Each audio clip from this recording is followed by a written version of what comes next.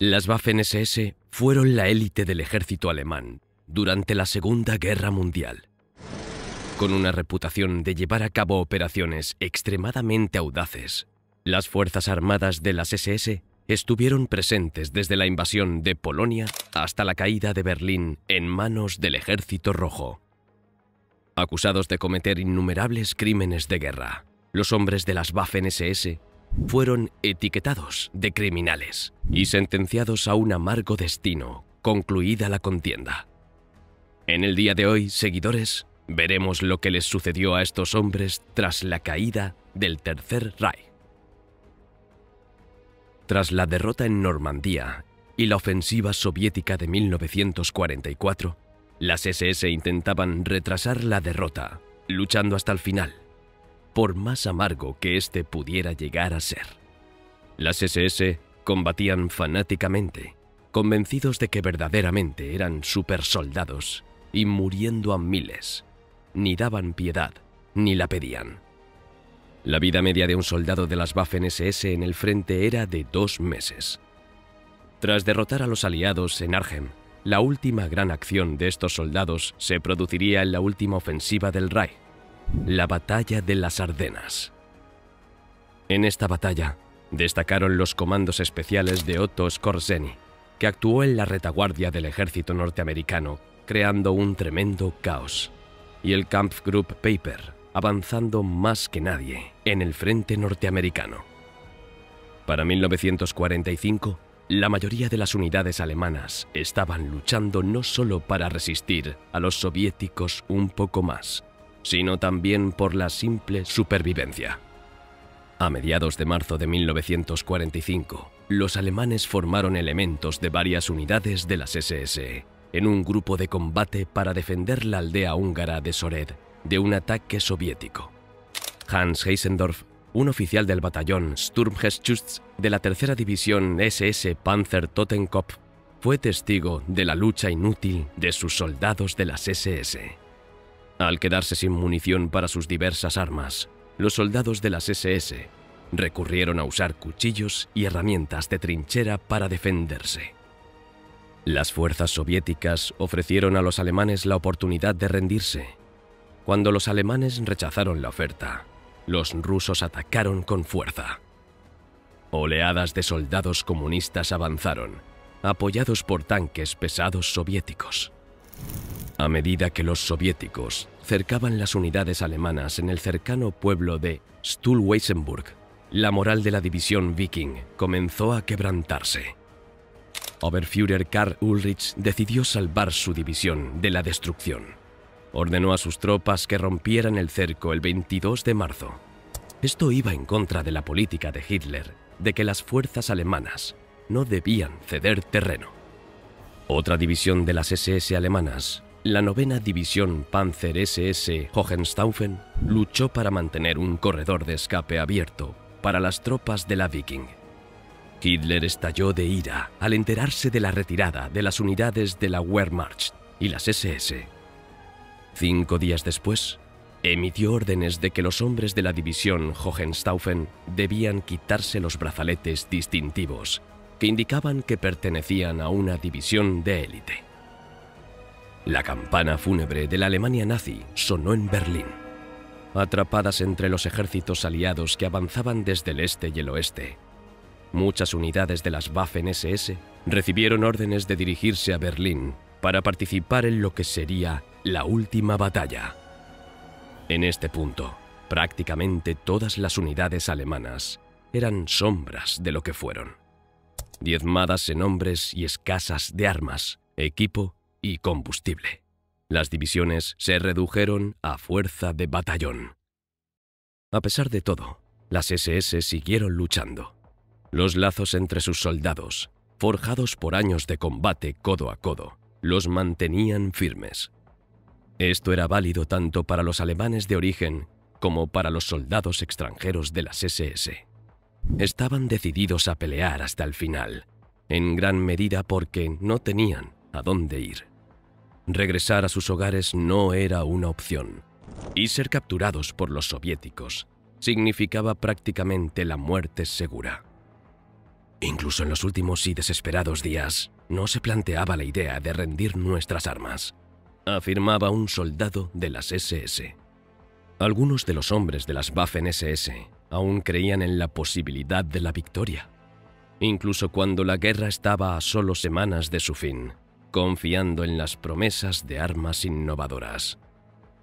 Sabíamos que ocurrían cosas importantes, que armas sorprendentes pronto entrarían en acción, y gracias a eso, la guerra cambiaría por completo, expresó Erik Wallin, un sueco de la división Nordland. Estábamos al tanto de que vendrían cosas aún mejores. Las fuerzas del Ejército Rojo que avanzaban hacia Berlín encontraron una forma única de conmemorar el cumpleaños de Hitler, el 20 de abril de 1945. Celebraron la ocasión bombardeando el centro de Berlín con su artillería de largo alcance. 2 días después, Hitler estalló en una de sus últimas rabietas cuando el 11º Ejército Panzer de las SS, creado en las últimas semanas de la guerra por Himmler, no logró llevar a cabo una orden de ataque. Se cree que el arrebato de Hitler se debió a que las Waffen-SS, que él creía que nunca le habían fallado antes, finalmente flaquearon. Sin embargo, dentro de la ciudad aún quedaban varias unidades de las Waffen-SS, incluidos los restos de las divisiones Nordland y Charlemagne. Estaban decididos a luchar hasta el final. A estas alturas, las SS comenzaron a desintegrarse en 1945. Oficiales individuales de las SS esperaban aprovechar las tensiones entre los aliados occidentales y la Unión Soviética para abrir negociaciones para una paz separada con los aliados occidentales que permitiera que el Estado nacionalsocialista sobreviviera y continuara la lucha contra la Unión Soviética. Entre estos oficiales se encontraban el Obergruppenführer Karl Wolff, líder de mayor rango de las SS para la Italia ocupada por los alemanes; el general Ernst Kaltenbrunner, sucesor de Heydrich como jefe de la oficina central del Reich; Walter Schellenberg, jefe del departamento sexto del Sicherheitsdienst, e incluso Himmler mismo, al que se le veía ya tremendamente preocupado. Cuando los hombres de las SS consideraron la posibilidad de rendirse, se encontraron en una situación difícil. No tenían el poder necesario, ni la idea clara de cómo sería la vida después del régimen nazi para aceptar una rendición total, incluso ante las demandas firmes de los aliados occidentales. Karl Wolff logró persuadir a las autoridades militares alemanas en el norte de Italia para rendirse a los angloamericanos el 2 de mayo de 1945, 5 días antes del fin de la guerra. A finales de abril, Himmler mismo hizo una oferta de rendición incondicional a través de un intermediario al general Dwight Eisenhower, el comandante en jefe de las fuerzas del Reino Unido y Estados Unidos en Europa. Hitler se enteró de la oferta por radio el 29 de abril de 1945. En uno de sus últimos actos oficiales, el líder germano ordenó destituir a Himmler de todos sus cargos y posiciones. El 6 de mayo de 1945, el sucesor de Hitler, el presidente del Reich y almirante Karl Dönitz, relevó formalmente a Himmler de sus funciones, siguiendo las órdenes de Hitler. A pesar de su promesa a todos los hombres de las SS de asumir la plena responsabilidad por sus acciones, el ex jefe de las SS planeaba desaparecer. Vistiendo el uniforme de la policía secreta de campo y llevando documentos a nombre de Heinrich Hitzinger. El 20 de mayo, las tropas soviéticas capturaron a Hitzinger y lo entregaron a los británicos, a quienes Himmler confesó su verdadera identidad. Mientras sus captores intentaban hacerle un registro corporal, Himmler se quitó de en medio mordiendo una cápsula de cianuro. Tras la caída del Tercer Reich y la muerte del Reichsführer Heinrich Himmler, los soldados de las SS se encontraron cara a cara con su brutal destino. Sumidos en la incertidumbre de un futuro marcado por la derrota, estos guerreros de élite se veían acosados por la caza de los aliados. Los soldados de las Waffen-SS se volvían a su casa caminando. En estos momentos, las vías de los trenes habían sido destruidas casi en su totalidad. Los caminos tenían poco asfalto y había que cruzar los ríos nadando porque los puentes habían sido bombardeados. Al haber pocas carretas de campesinos, muchos soldados alemanes volvían desde Bélgica, Francia, Italia, Holanda, con la única esperanza de que su familia estuviese viva en el campo, ya que las ciudades estaban devastadas por los bombardeos aliados. En las etapas finales de la guerra, numerosas divisiones de las SS intentaron rendirse ante los aliados occidentales, quienes estaban más inclinados a tomarlos como prisioneros y generalmente evitaban la ejecución después del procesamiento. Sin embargo, se sabía que los aliados, tanto estadounidenses como británicos, a veces mataban a soldados alemanes que intentaban rendirse, independientemente de si eran de las SS o no. No intentaban rendirse ni siquiera ante polacos, franceses y, curiosamente, canadienses. Se notaba que los canadienses solo tomaban prisioneros de las SS si se les ordenaba específicamente hacerlo. Normandía había hecho que los canadienses fueran muy implacables con las SS. En cambio, los soviéticos a menudo ejecutaban sumariamente a aquellos que intentaban rendirse, y si lograban rendirse con éxito, sus posibilidades de supervivencia generalmente eran bajas, al igual que para cualquier soldado o civil capturado por los rusos. Cuando eran capturadas por los aliados occidentales, algunas de estas divisiones eran devueltas a su país de origen o entregadas a los rusos, especialmente si habían servido extensamente en el frente oriental. Dependiendo del país de origen, algunos enfrentaron la ejecución, mientras que otros fueron recibidos como héroes por luchar contra el comunismo o simplemente ignorados. Los entregados a los rusos a menudo enfrentaron la ejecución o el trabajo forzado, y hubo casos en los que los soviéticos asesinaron a divisiones enteras de las Waffen-SS que se rindieron. En algunos casos, el número de supervivientes de estas divisiones después de la rendición estaba en cifras de un solo dígito. La mayoría de estos hombres tenían el tatuaje de sangre de las SS y los aliados estaban al tanto de ello. Básicamente, era solo un tatuaje de su tipo de sangre. Los americanos hacían que todos los prisioneros de guerra alemanes marcharan en una fila recta, sin camisa y con los brazos en alto. Si se veía el tatuaje del grupo sanguíneo, los separaban. Algunos miembros de las SS llegaron al extremo de cortarse la piel y usar maquillaje para cubrir el tatuaje. A los estadounidenses se les proporcionaban folletos sobre cómo los prisioneros de guerra alemanes intentarían ocultar estos tatuajes. Cuando eran capturados, se les identificaba e interrogaba. Si se trataba de un rango inferior que se unió en 1943, sería enviado a un campo de prisioneros de guerra y luego liberado. Las SS comenzaron a reclutar soldados en 1943, por lo que algunos hombres realmente no tenían opción y serían compensados con pensiones.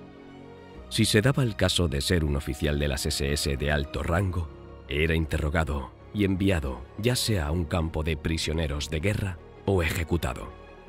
Al ser capturados, se les despojaría de sus rangos, ya que ya no eran soldados, sino prisioneros de guerra. Los soldados de las SS con un rango bajo tenían muchas esperanzas de salir con vida, especialmente si su documentación estaba destruida, puesto que las oficinas Schutzstaffel destruyeron mucha evidencia que podría ser utilizada en su contra a partir de 1944, incluyendo documentos que indicaban quién pertenecía a las SS y el año en que se unieron. A pesar de sus crímenes, las SS serían tratadas de manera justa por los aliados occidentales. Eso es lo que buscaban cuando toda esperanza estaba perdida. Sin embargo, los soviéticos no utilizaron un sistema judicial justo como lo hicieron los aliados occidentales. De hecho, mucho personal de las SS y la Wehrmacht fue enviado a la custodia soviética y nunca se volvió a saber de ellos. Hasta el día de hoy, hay personal de las SS que está desaparecido. Simplemente desaparecieron. Los soviéticos los encerraban en gulags y luego podían ser liberados o permanecer allí para siempre. Con Himmler y Heydrich muertos, los aliados victoriosos seleccionaron a Ernst Kaltenbrunner, sucesor de Heydrich como jefe de la oficina central del Reich, para representar a las SS y todos sus crímenes en el juicio de los principales criminales de guerra de Nuremberg, que comenzó en noviembre de 1945. Los fiscales del tribunal también acusaron y condenaron colectivamente a las SS y la Gestapo como organizaciones criminales. Los líderes de 3 organizaciones clave de las SS, la Administración de Campos de Concentración, los Einsatzgruppen y el Comisariado del Reich de Himmler para el fortalecimiento del patrimonio racial alemán, fueron juzgados en 3 juicios posteriores en Nuremberg, bajo los auspicios del Tribunal Militar Internacional. Cada una de las potencias aliadas victoriosas y cada uno de los gobiernos reconstituidos después de la liberación de la ocupación alemana juzgaron a cientos de oficiales de las SS, de nivel medio e inferior. Aunque miembros de las SS continuaron enfrentándose a juicios en la República Federal de Alemania y en otros lugares después del final de la Segunda Guerra Mundial, incluso hasta el día de hoy, la gran mayoría de las SS y la policía nunca rindieron cuentas por sus crímenes. Tras la ejecución de Kaltenbrunner el 16 de octubre de 1946, la suerte de los altos cargos de las SS fue muy variada. Algunos fueron juzgados y ejecutados, como Obersturmführer Fritz Neuchling. Otros fueron capturados, pero murieron de causas naturales antes del juicio, como Oberführer Oskar Dirlewanger. Otros tantos fueron acusados de crímenes de guerra y pasaron tiempo en prisión, como Brigadeführer Kurt Meyer. Más allá del proceso de 4 naciones del Tribunal Militar Internacional en Nuremberg, las fuerzas de ocupación, incluidos los Estados Unidos, también llevaron a cabo tribunales militares individuales en sus respectivas zonas. Los juicios presididos por el ejército de los Estados Unidos tuvieron lugar en Dachau desde noviembre de 1945 hasta diciembre de 1947. Los acusados incluían a una amplia gama de individuos, desde altos miembros del ejército alemán, funcionarios nazis, personal de campos de concentración y también civiles. Se les acusaba de crímenes de guerra contra prisioneros de guerra aliados y crímenes perpetrados contra civiles y prisioneros de guerra aliados en campos de concentración, incluido Dachau. Un componente de los juicios de Dachau, el juicio de la masacre de Malmedy, tuvo lugar durante 2 meses, de mayo a julio de 1946, y se centró en los crímenes de las Waffen-SS contra prisioneros de guerra estadounidenses y civiles belgas. La masacre de Malmedy fue un asesinato documentado y publicitado de prisioneros de guerra estadounidenses, desarmados por la primera SS durante la Batalla de las Ardenas. El 17 de diciembre de 1944, elementos del primer regimiento Panzer de las SS, comandado por Joachim Peiper, capturaron a 113 soldados estadounidenses. Se reunieron en un campo y los ametrallaron. Algunos sobrevivieron enterrados bajo sus compañeros o haciéndose los muertos. Pero 84 prisioneros de guerra estadounidenses fueron asesinados. En el juicio de 1946, 74 miembros de las SS, incluyendo a Joachim Peiper y Joseph Sepp Dietrich, fueron acusados de crímenes. Estos hombres fueron detenidos en diferentes lugares después de ser derrotados. Después de ser identificados como asociados a unidades responsables de crímenes de guerra, fueron interrogados en Schwäbisch Hall, Alemania, por soldados estadounidenses que hablaban varios idiomas y habían escapado de la persecución nazi. Inicialmente, los prisioneros estaban juntos y tenían la oportunidad de coordinar historias y planificar su defensa. Las 7 personas que sobrevivieron a Malmedy testificaron en el juicio, que inició el 16 de mayo. También testificaron testigos civiles belgas que presenciaron el asesinato de civiles desarmados. Miembros de las SS declararon bajo juramento. Gran parte de las declaraciones estaban respaldadas por casi 100 testimonios presentados ante el tribunal, que incluían confesiones y declaraciones de algunos de los acusados que implicaban a sus coacusados.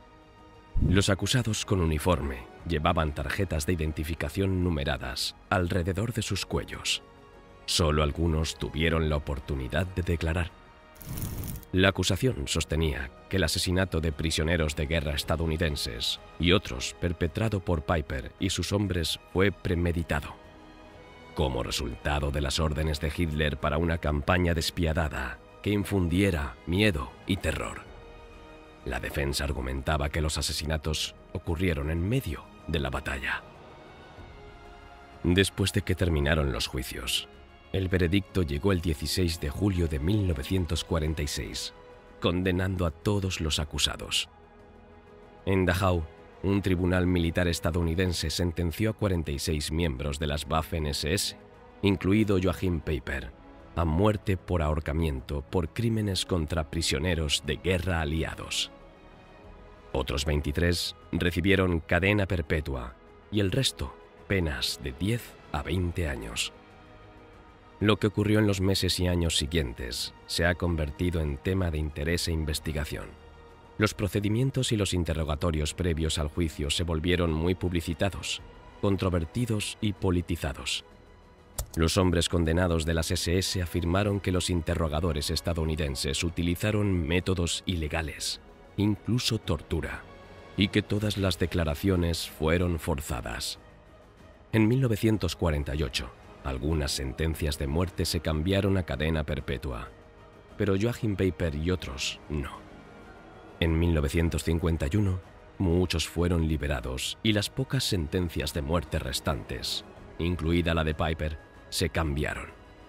En 1956, Piper y otros fueron liberados de la prisión de Landsberg.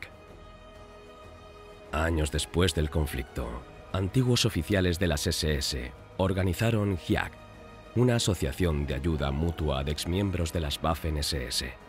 Fue un grupo de presión y una organización de veteranos fundada en Alemania Occidental en 1951, con el objetivo principal de lograr la rehabilitación legal de las Waffen-SS. En 1951, Otto Kumm, un ex-SS Brigadeführer, fundó HIAG, que contó con más de 20.000 miembros. El general de alto rango de las Waffen-SS, Paul Hauser, fue el portavoz de HIAG. Antiguos comandantes conocidos de las Waffen-SS, como Felix Steiner y Herbert Dill, se convirtieron en figuras destacadas. Sepp Dietrich y Kurt Meyer se unieron después de ser liberados de prisión en 1955 y 1954, respectivamente. Meyer se convirtió en el portavoz más efectivo del HIAG. Después de su muerte en 1961, Erich Eberhard asumió ese papel. Desde 1949 se levantó la prohibición de formar asociaciones de veteranos. En octubre de 1950, un grupo de antiguos oficiales produjo el Memorándum de Himmerod, que presentaron al canciller alemán Konrad Adenauer. Demandaban la liberación de las Waffen-SS alemana y el cese de la difamación de los soldados alemanes, incluidos los de las Waffen-SS. Kurt Meyer, excomandante de las Waffen-SS, publicó sus memorias, Grenadiere, como parte de la campaña de rehabilitación de las SS y glorificación de su papel en la guerra. Aunque HIAG logró la rehabilitación de las Waffen-SS, sus esfuerzos de propaganda contribuyeron a remodelar la imagen de la Waffen-SS en la cultura popular.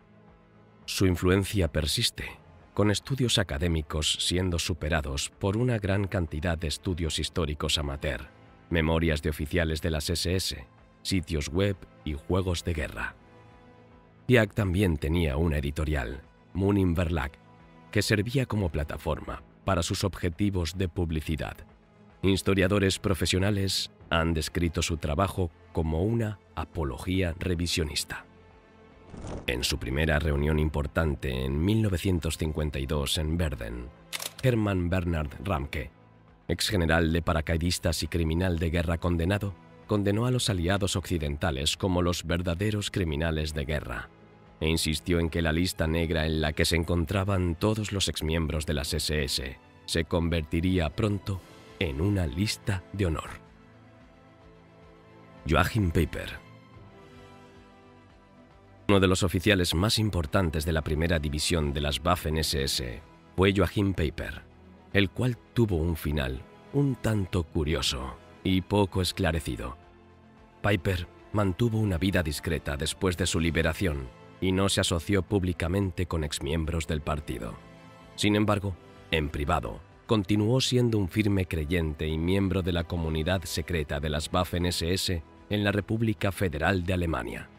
La comunidad de ayuda mutua de antiguos miembros de las Waffen-SS le brindó apoyo para encontrar empleo, inicialmente en Porsche, en Stuttgart, pero fue despedido debido a las acciones de Peiper durante la guerra.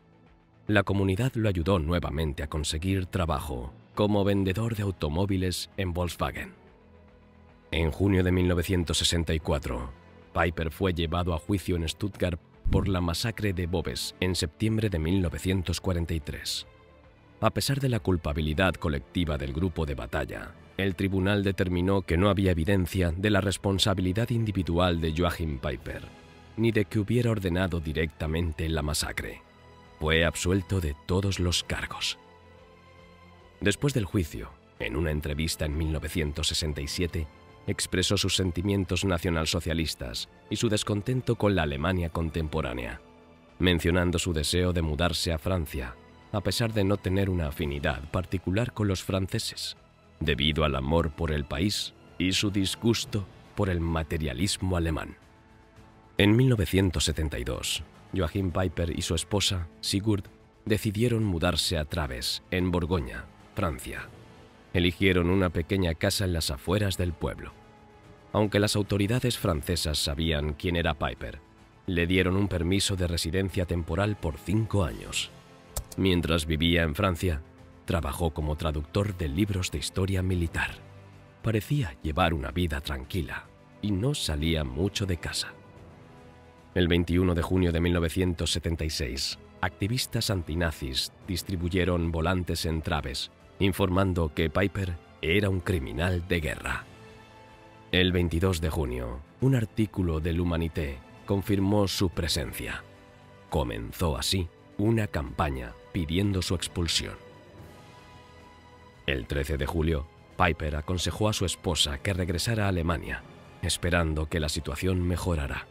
Sin embargo, la madrugada del 14 de julio, la policía recibió llamadas de un incendio en la casa de Peiper. Cuando los bomberos llegaron, encontraron la casa en llamas y un cuerpo gravemente quemado en su interior, reducido a unos 60 centímetros debido al intenso calor del fuego. En la Alemania de la posguerra, los veteranos de las Waffen-SS desempeñaron un papel importante en los esfuerzos por rehabilitar la reputación de las Waffen-SS, que habían cometido numerosos crímenes de guerra durante la Segunda Guerra Mundial. Políticos alemanes de alto rango cortejaron a los exmiembros de las Waffen-SS y a su organización de veteranos, la GIAG. Algunos veteranos, de manera controvertida, sirvieron en las nuevas Fuerzas Armadas alemanas, la Bundeswehr. Además de los líderes de las Waffen-SS durante la guerra, como Paul Hauser o Kurt Meyer, quienes publicaron varios libros revisionistas o poco críticos sobre las Waffen-SS. En los años de posguerra, la GIAG ejercitó cierta influencia política en Alemania Occidental e intentó atraer a los partidos convencionales. Pero esto cambió en la década de 1960, cuando la organización de veteranos, habiendo logrado su objetivo, viró hacia la política de extrema derecha. La GIAG exageró enormemente su influencia y en ningún momento representó más del 8% de todos los veteranos de las Waffen-SS en Alemania Occidental. En Alemania se continúa revisando históricamente el impacto de los veteranos de las Waffen-SS en la sociedad alemana de la posguerra, y se han publicado varios libros sobre el tema en los últimos años. El problema de los veteranos de las Waffen-SS en la sociedad de la Alemania Occidental llegó a un punto crítico cuando el país se rearmó y formó la Bundeswehr en 1955. Inicialmente, la intención era no admitir a ningún exmiembro de las Waffen-SS, pero pronto se cambió para permitir la entrada de antiguos miembros hasta el rango de Obersturmbannführer, teniente coronel. La opinión pública estaba dividida al respecto, ya que muchas personas en Alemania también habían sufrido bajo el régimen nazi, mientras que muchas otras habían sido miembros, voluntaria o involuntariamente, de organizaciones nazis como las SS. La exclusión de los exmiembros de las Waffen-SS fue criticada por Hiag, que intentó establecer una distinción entre la honorable Waffen-SS y la malvada Allgemeine SS, a pesar de que hasta 60.000 hombres de las Waffen-SS también habían servido en los campos de concentración y exterminio. La admisión de antiguos miembros de las Waffen-SS en la nueva Bundeswehr creó cierta incomodidad con las antiguas potencias aliadas, Gran Bretaña, Francia y Estados Unidos.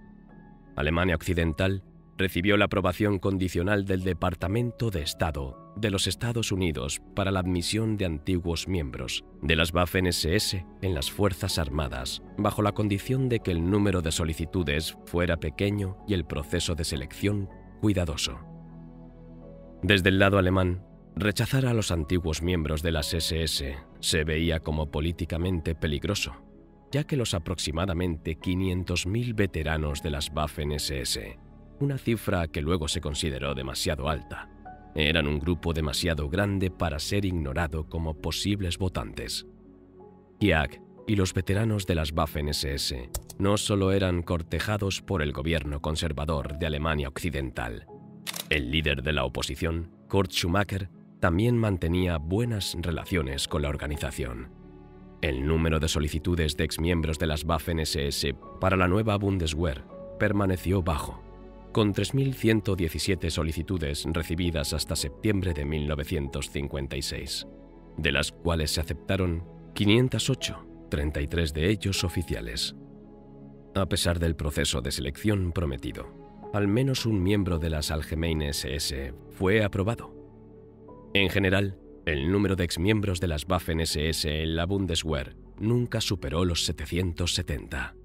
En comparación, el mismo proceso de selección de exmiembros de las SS no se aplicó a la Oficina Federal de Policía Criminal, donde 33 de los 57 altos funcionarios eran exmiembros de las SS. En la Alemania de la posguerra, varios exmiembros de las Waffen-SS lograron el éxito, adoptando enfoques diversos para revelar su pasado. Günter Grass, galardonado con el Premio Nobel de Literatura en 1999, admitió en 2006 que se unió a las SS en 1944. El actor Hardy Kruger fue reclutado en las Waffen-SS en 1945 y admitió su pasado al negarse a disparar contra las tropas estadounidenses. Otro destacado actor alemán, Horst Tappert, mantuvo en secreto su pasado, y solo 5 años después de su muerte, se hizo público que había servido en la tercera división SS Panzer Totenkopf desde 1942. El pintor de la Alemania Oriental Bernhard Heissig, quien se ofreció como voluntario en las SS en 1942, admitió su pasado temprano y se unió al Partido Comunista después de la guerra. El periodista y voluntario de las Waffen-SS, Franz Schönhuber, trabajó durante 35 años para periódicos bávaros y la Bayerischer Rundfunk, la televisión estatal de Baviera, antes de ser despedido por minimizar los crímenes nazis en su autobiografía, tras lo cual se dedicó a la política de extrema derecha con éxito moderado. Entrevista al Obergruppenführer de las SS Karl Wolf, 1981. Tengo entendido que no hace entrevistas, así que quiero darle las gracias por hablar conmigo. Solo quería hacerle unas preguntas sobre la guerra y sus experiencias. Tienes razón. Ahora vivimos en una época en la que no hablo con nadie que no sean camaradas respecto a la época de la guerra. Mis palabras se tergiversan. Los historiadores hostiles vienen como lobos con piel de cordero. así que he aprendido a tener mucho cuidado con quién hablo, no sea que me acusen de delitos. Usted vivió toda la guerra. ¿Cuál fue su experiencia? Fui general de sección durante la primera parte de la guerra. Se me encomendó el buen funcionamiento de las SS generales y trabajé para el Reichsführer Himmler como enlace personal con el Führer. Conocí a muchos de los líderes importantes del Reich y trabajé con ellos para garantizar la victoria. Se acusa a Alemania de iniciar la guerra al invadir Polonia, que no constituía una amenaza para Alemania. ¿Puede hacer algún comentario? Siempre hay que preguntarse por qué. ¿Por qué atacamos Polonia? ¿Por qué mataron a gente? ¿Por qué hubo campos y por qué nos encontramos con tanta resistencia? Atacamos Polonia porque Polonia nos puso en una situación en la que teníamos que proteger a nuestra gente que había quedado en Polonia después de Versalles. Estaban siendo perseguidos y Polonia se negaba a actuar. Era un estado débil de mente que estaba siendo presionado por Inglaterra para que luchara contra nosotros. Todo lo que queríamos era un puente terrestre hacia Prusia Oriental y la libertad para nuestra gente que vivía en Polonia. El Führer dijo que consideraba a Polonia como un estado amigo hasta que Inglaterra se involucró, diciendo a Polonia que no resolviera nada con Alemania, ya que no se podía confiar en nosotros. Los miembros de nuestro gobierno que tenían vínculos con Polonia intentaron por todos los medios que los dirigentes nos escucharan y nos hicieran concesiones, ya que nosotros ofrecíamos concesiones a Polonia. Estas peticiones fueron respondidas con desprecio y bravuconadas. Los ataques a nuestra frontera por parte de bandas de criminales no fueron investigados por Polonia, y se desentendieron de ellos, hasta el punto de afirmar que nos lo estábamos inventando. Podríamos haber permitido que esto continuara y esperar a que Polonia entrara en razón, pero la situación de los alemanes en Polonia no podía esperar, ya que empezaron a llegar historias de terror de refugiados que buscaban la protección del Reich. Atacar Polonia no fue un crimen. Cualquier nación que se hubiera enfrentado a la misma situación habría actuado como nosotros. Por supuesto, los aliados utilizaron esto como excusa para su guerra, pero eran otras fuerzas las que les impulsaban, y Polonia era la excusa que necesitaban. Quiero añadir que tratamos muy bien a Polonia tras la rendición. Enviamos al Reichsarbeitsdienst y a la Cruz Roja para ayudarles a reconstruir. Algo que hoy no se reconoce, solo queríamos reivindicación, no conquista. El hecho de que millones de polacos se ofrecieran voluntarios para servir en las Fuerzas Armadas, incluidas las SS, vinieran a Alemania a trabajar por un buen sueldo y colaboraran con nosotros en todo demuestra que no pretendíamos destruir al pueblo polaco. Los levantamientos se debieron más a los agentes aliados que alentaron a los polacos con falsas promesas que al resentimiento polaco hacia nosotros. También me gustaría decir que Inglaterra nos declaró la guerra, únicamente bajo el razonamiento de que invadimos un país que ellos estaban protegiendo. Sin embargo, cuando Rusia invadió, guardaron silencio y no hicieron nada. Esto me demuestra que el Führer tenía razón en que Inglaterra y Francia querían una guerra contra Alemania, y solo contra Alemania, a pesar de los numerosos tratados que decían cumplir.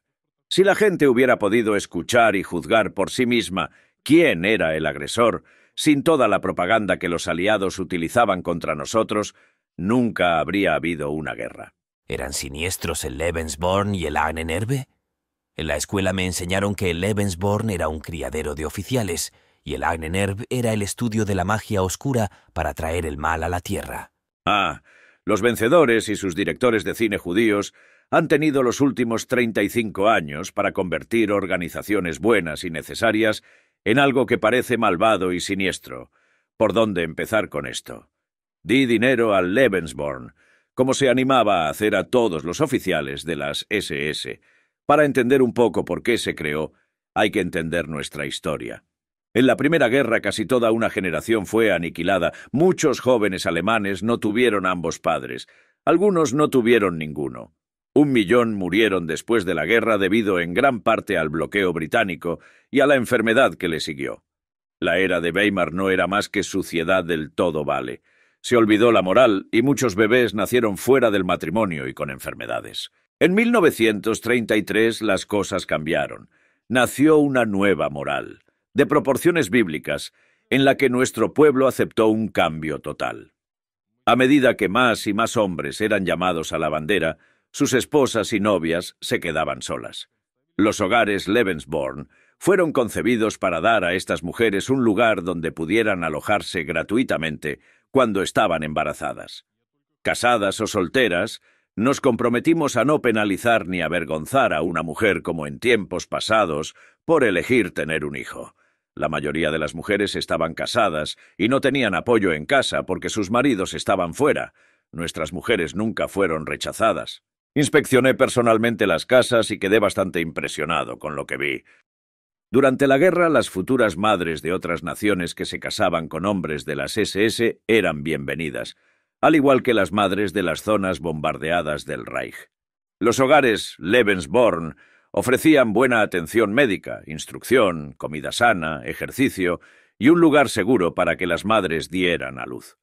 Podían quedarse todo el tiempo que necesitaran y también se les ayudaba a conseguir un hogar y comida. La intención era animar a la SS a ser la vanguardia de la repoblación de nuestra nación y de nuestro acervo genético debido a las pérdidas de la Primera Guerra y también de la actual. Niños sanos e inteligentes es lo que toda nación requiere para su existencia y su avance cultural. Todas nuestras políticas nacionales se orientaron hacia ese objetivo, y los hogares Lebensborn debían ser el principio de un sólido sistema de apoyo a la madre alemana. La Ahnenerbe no era más que una organización a modo de museo. Los implicados se dedicaban al estudio de la historia germánica y de la historia de nuestro pueblo en relación con nuestros orígenes. Los eruditos de la Ahnenerbe tenían todo el mundo para estudiar, se examinaban todas las ideas y teorías. La raza era uno de los principales focos de atención, investigando nuestros primeros antepasados y dónde han estado. Hay partes del mundo donde se construyeron grandes ciudades y estructuras, pero los pueblos parecen carecer de inteligencia para tales empresas. Todos los estudios que se hicieron parecían sugerir el mismo resultado. Una raza superior de personas se asentaron en zonas del mundo, pero no perduraron, y construyeron testamentos duraderos de su cultura que les sobrevivieron. Me gustaría añadir que un tema que siempre me ha fascinado es la noción de que estas personas que hoy se llaman a sí mismas judíos no tienen verdaderos logros. Son un pueblo de Oriente, que ha aprendido astutamente a manipular a los pueblos y a apoderarse de sus riquezas y de su moral. Nuestras iglesias cristianas, hace mucho tiempo, empezaron a enseñar que esta gente es la gente de nuestra Biblia, que en efecto debemos nuestra fe y cultura a los judíos. Esto es un disparate, y algo sobre lo que Martin Luther y otros nos advirtieron. El Ahnenerbe estaba mostrando de una manera indirecta que el área de Palestina, Persia, India y partes del norte de África eran concentraciones de nuestro pueblo. Nuestros antepasados colonizaron dondequiera que se asentaron, construyendo grandes cosas. Solo una raza en la Tierra ha demostrado la capacidad de hacer estas cosas. Así que solo tendría sentido que si Dios creó un pueblo especial para ser una luz para el mundo, sería un pueblo que tenía la capacidad de explorar, curar, inventar y construir. Ningún otro pueblo ha mostrado todos estos rasgos, excepto uno, y en un escenario tan grandioso. Creo firmemente que las zonas del mundo ahora pobladas por árabes de piel más oscura fueron, de hecho, el hogar de nuestro pueblo antes de que muchos se trasladaran al norte, a la Europa actual. ¿También lo creía Hitler? En cierto modo, sí. En Europa, como norma general, siempre se ha sostenido que la Biblia era nuestro libro, y solo nuestro libro. No pertenecía a ningún otro pueblo.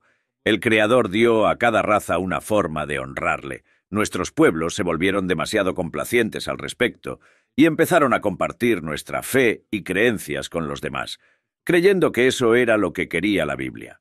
El Führer era católico y daba por hecho que el pueblo de Dios era el europeo y no otro. El judío era un impostor que robaba nuestra identidad y la hacía suya. El Führer era religioso, por eso no bebía ni fumaba, y creía que había sido enviado por el Creador para sanar Alemania y levantar a nuestro pueblo. ¿Había alguien en el gobierno que no le gustara? Este es el tipo de pregunta irrelevante con la que les gusta jugar a los periodistas para hacernos quedar como tontos desorganizados. Decido no responder porque en todas las sociedades siempre hay personas con las que nunca te llevarás bien, y en la Alemania nacionalsocialista no fue una excepción. Había gente que me caía bien y gente que no, pero eso no tenía nada que ver con nuestra misión. Acordamos no ponernos de acuerdo, dejar a un lado nuestras diferencias y trabajar por la victoria final. Por supuesto, cuando terminó la guerra, esto dejó de ser así, ya que todos intentaban salvar sus vidas de enemigos vengativos y muchas veces tergiversaban la verdad respecto a aquellos con los que no estaban de acuerdo. He oído que incluso se me acusa de facilitar información a los aliados para procesar a criminales de guerra. Proporcioné mucha información a los estadounidenses, como me pedían, pero sobre quién estaba al mando de qué y quién dirigía qué oficina. ¿Qué recuerda de la campsite? Fui uno de los primeros partidarios del partido, aunque no siempre estuve en sus filas al principio. Alemania estaba sumida en el caos a partir de 1919. Los rojos y otros luchaban por hacerse con el control. Los Freikorps luchaban contra polacos, rojos y anarquistas al mismo tiempo en algunas partes del Reich. Cuando el Führer empezaba a hablar, estos enemigos que decían defender la libertad de expresión y la igualdad atacaban a cualquiera que asistiera a estos discursos. Muchos de los primeros partidarios resultaron heridos en estas batallas, que en aquella época eran bastante unilaterales, ya que las multitudes que acudían a escuchar al Führer eran muy reducidas. A medida que más personas influyentes le escucharon y se unieron a la causa, las cosas cambiaron. Las SA se formaron para proteger a la gente en estas reuniones. Las SS se formaron para proteger a los oradores.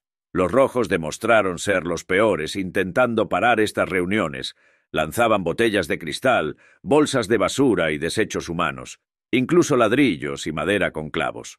En una ocasión lanzaron cócteles Molotov, quemando gravemente a la gente.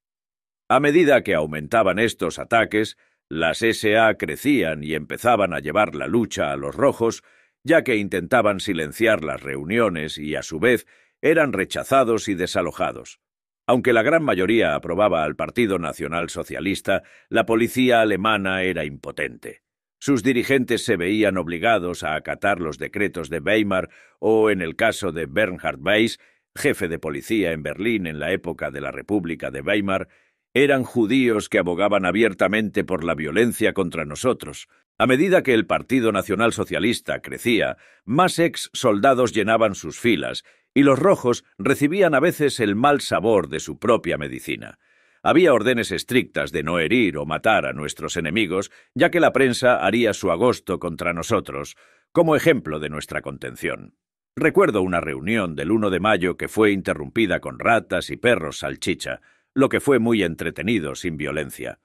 Los rojos eran muy crueles con cualquiera que no estuviera de acuerdo con ellos. Atacaban e incluso mataban a chicos jóvenes que nos apoyaban. No podíamos hacer nada al respecto. Después de conseguir la victoria, los que no huyeron a Moscú o Londres fueron finalmente llevados ante la justicia por estos horribles crímenes. ¿Qué impresión le causó Karl Maria Willigut? Era un tipo bastante interesante. Tenía un interés muy profundo por la historia religiosa germánica antigua, pero no era en absoluto siniestro como se nos presenta hoy en día. Desde muy joven estudió las runas y el significado que tenían para nuestros antepasados y que se aplicaban a nosotros en la actualidad. Puedo decir que era católico, pero rechazaba la forma corrupta que adoptó la Iglesia en nuestra era moderna. Para él, había un creador que nos hizo a su imagen, pero no era el Dios judío de la Biblia. Muchos alemanes pertenecían a sociedades que estudiaban nuestro pasado. Algunos buscaban otras razones para nuestra existencia que las que enseñaba la Iglesia. Creía que la Tierra estuvo habitada hace mucho tiempo por una raza especial de personas que aportaron a los antiguos una sabiduría que les dio ventaja sobre otros pueblos. Se extendieron por toda la Tierra y construyeron grandes civilizaciones, pero fueron aniquilados por las guerras. Es interesante para mí que ahora algunos estudiosos creen que esto pudo haber sucedido. Von Däniken, con la ayuda de un antiguo camarada de partido, escribió un libro que es un bestseller sobre visitas a esta tierra de poderes mucho mayores de lo que conocemos. Karl hubiera estado muy interesado en esto. Karl influyó en el Reichsführer Himmler para usar símbolos antiguos para las SS. La idea era usar las SS como una forma de volver a nuestra gente a sus raíces y romper las falsas enseñanzas de la Iglesia moderna. ¿Puedo preguntarle por qué cree que Alemania perdió la guerra? Es una pregunta difícil. Mi opinión es que nunca estuvimos preparados para la guerra y siempre nos superaron en número. Así que perdimos debido a los números es muy simple. Estuve presente durante una sesión informativa en el cuartel general con respecto a Rusia. Nuestros generales y la Abwehr dieron al Führer cifras falsas sobre Rusia que nos hicieron comprometer menos fuerzas en la apertura de las que deberíamos haber comprometido. Nos hicieron creer que Stalin tenía toda la intención de atacar el Reich y Europa, así que movilizamos fuerzas para contrarrestarlo, y se decidió que atacaríamos primero para adelantarnos a ellos, con la esperanza de noquearlos rápidamente. Nos informaron de que Stalin había purgado su ejército y que sus fuerzas eran débiles y desorganizadas, aunque el número de soldados, 65 millones frente a 170 millones, preocupaba al Führer. Se le aseguró que el equipo y las tácticas alemanas ganarían el día. Cuando comenzó la invasión, nos asombró la enorme cantidad de material que se estaba capturando en Polonia y las regiones bálticas. Tendía a probar nuestros temores de que Stalin estaba planeando un ataque contra nosotros. Los vastos ejércitos rusos pudieron escapar y seguir retrocediendo hacia el este, y como obtuvimos superioridad aérea, pudimos derrotar a las masas, ya que en realidad estaban desorganizadas cuando decidieron plantar cara y luchar. Esto no duró mucho, ya que en diciembre del 41 nos devolvieron el golpe y obligaron a nuestras escasas fuerzas a retirarse. Habíamos sido superados en número en todos los frentes en los que luchamos. Fue pura suerte y determinación que derrotamos a Francia. Realmente no teníamos ninguna posibilidad de ganar, y carecíamos de generales con convicción para intentarlo. Tuvimos algunos muy buenos como Rommel y Dietrich. Algunos generales querían la buena vida, pero no querían luchar para conseguirla, así que ni siquiera intentaron ganar. Como demostró Stauffenburg, algunos eran incluso hostiles al Führer y no tenían ningún interés en formar parte de la lucha, optando por creer la propaganda que los aliados vomitaban a diario en nuestro camino. Teníamos muchos traidores entre nosotros, lo que todavía no puedo entender. El Estado Nacional Socialista nació para dar una gran vida a sus ciudadanos. El Führer lo resumió diciendo: «Quiero que se diga que es mejor ser un barrendero en este Reich que un rey en tierra extranjera». De alguna manera conseguimos crearnos muchos enemigos al defendernos del judío y revertir los males de Versalles. Estos enemigos eran poderosos y nos obligaron a entrar en una guerra que sabían que no podíamos ganar. Sabía que perderíamos cuando los Estados Unidos fueron arrastrados a ayudar a Inglaterra, hasta el punto de quebrantar las mismas leyes que querían imponer a los demás. Dieron ayuda a nuestros enemigos. La declaración de diciembre del 41 no fue más que una formalidad que finalmente nos permitió contraatacar. Nuestros valientes hombres y mujeres dieron una gran batalla y sin duda asustaron a nuestros enemigos en un par de ocasiones. Al final perdimos debido a los números. Nunca pudimos aspirar a igualar la producción de Estados Unidos por sí solo. Nuestros valientes soldados estaban muy motivados en esta lucha. Entendían por qué luchaban y por qué tenían que hacerlo. Después de la guerra, los aliados despojaron a estos soldados de cualquier orgullo o rabia, y hoy cuando algunos hablan, lo hacen como hombres rotos, contentos de haber sido liberados por los nobles aliados. Se ha lanzado un hechizo sobre nuestra gente, haciéndoles creer que vivían en una nación muy reservada, malvada e impía que oprimía a todo el mundo y metía el miedo en cada alma.